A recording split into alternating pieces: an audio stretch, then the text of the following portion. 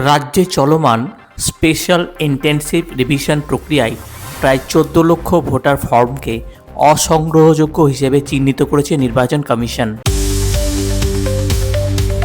SIR প্রক্রিয়া নিয়ে মুখ্যমন্ত্রী মমতা বন্দ্যোপাধ্যায় অভিযোগ করেছেন যে কেন্দ্রীয় সরকার ও বিজেপি ভোটার তালিকা নিয়ে রাজনৈতিক প্রভাব বিস্তারের চেষ্টা করছে।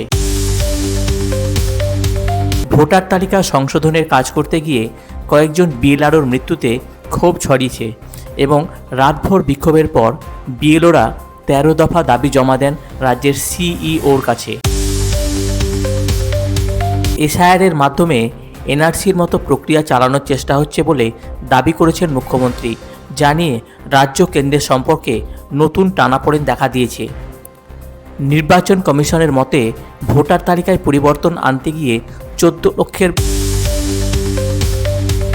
রাজ্যের শীতের আমেজ ধীরে ধীরে বাড়লেও আজও কনকনে ঠান্ডা নেই, তাপমাত্রা স্বাভাবিকের তুলনায় কিছুটা বেশি রয়েছে।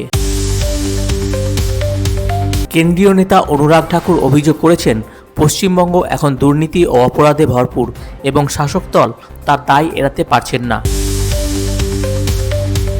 আগাম বিধানসভা নির্বাচনকে সামনে রেখে ভোটার তালিকা নিয়ে রাজনৈতিক সংঘাত ও অনিশ্চয়তা বাড়ছে। রাজ্যের শাসক ও বিরোধী দল উভয়ের বক্তব্য পরিষ্কার, আসন্ন নির্বাচনে নতুন রাজনৈতিক লড়াইয়ের রূপরেখা তৈরি হচ্ছে।